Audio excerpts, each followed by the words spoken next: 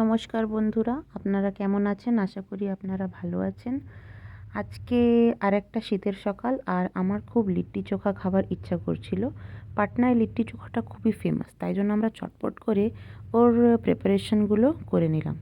আর এই লিট্টি চোখাটা বানাচ্ছিল আমার বর। আমার কিন্তু কোনো এক্সপার্টিস নেই এতে, কিন্তু হ্যাঁ, তবে আমার বর expert in making litti chokha. He is an expert.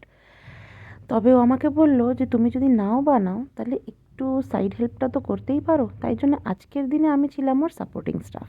এই যে দেখুন, পেঁয়াজ ছোলা, রসুন ছোলা, এগুলো সব আমি করে দিয়েছিলাম। তবে ধনেপাতাটা পাতাটা চপ করেছে উনি, আর বাকি সব প্রিপারেশানই আমার হাজব্যান্ডের হাতে। হ্যাঁ, সাইড সাইড সাপোর্ট দেওয়ার পরে যেটা আমি করেছি, যেটা মেজর কাজ ছিল সেটা আমি করেছি, সেটা ছিল খাওয়া। And trust me, it was too too too good. I mean, আমার বাড়িতে তোমাকে এসে ওটা খেতেই হবে। লিট্টি চোখাটা করাটা খুব একটা বড় ব্যাপার না, তবে কী জানি কেন আমার হাজব্যান্ড যেটা বানায় সেটার স্বাদটা একেবারেই আলাদা। মানে সেটা কোনো সাইড মানে স্ট্রিট ফুডে, স্ট্রিটসগুলোতে যেটা পাওয়া যায় সেরকমও না, আর অন্য অনেকজনের বাড়িতে আমি খেয়েছি সেরকমও না। ওর বানানো লিট্টি চোখাটার টেস্টটা মানে একেবারে আউট অফ দ্য ওয়ার্ল্ড, যেটা মানে আমি বলে বলে বলতে পারবো না, বলে বোঝাতে পারবো না। এই যে দেখো, বেগুনটাকে গ্রিল করে নিচ্ছে একটু। হ্যাঁ, দুটো বাটি আছে, একটাতে হবে ছাতু আর একটাতে হবে চোখা। টমেটো বেগুন এই দুটোকেই গ্রিল করে একটু পুড়িয়ে তার চোখা বানিয়ে নেবে, আর অন্যটায় ছাতু দিয়ে লুচির ভেতরে স্টাফ করার জন্য পুরি বানিয়ে নেবে।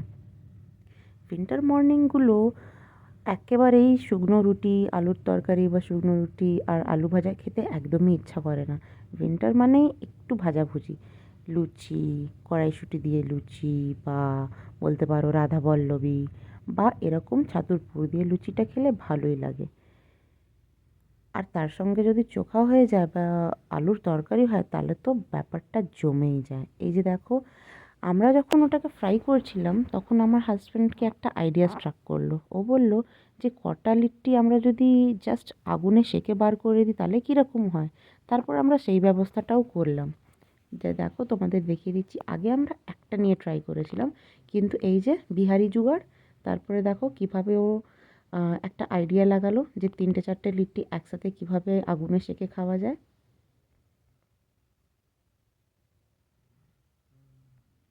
দেখছো তো ব্যাপারটা কীরকম জমে গেছে।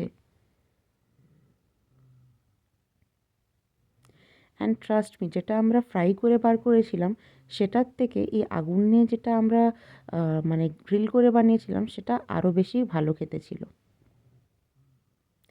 গরম গরম যখন হয়ে গেছে তখন ফার্স্টেই আমার হাজব্যান্ড বলে, তুমি খেয়ে দেখো, তুমি যদি নাম্বার দাও তাহলেই জানবো যে একেবারে ভালো হয়েছে।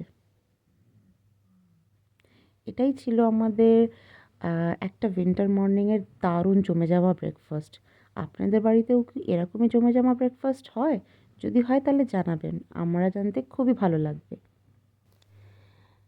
Let's meet until our next video. Tata, bye bye, thank you.